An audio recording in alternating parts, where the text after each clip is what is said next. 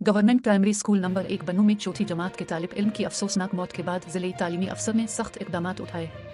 इत्तलात के मुताबिक 9 फरवरी 2025 बरोज़ इतवार हेड टीचर नासिर खान की जानिब से मुबैना जिस्मानी तशद्दुद के नतीजे में एक तालिब इल्म जाँ बहक हो गया।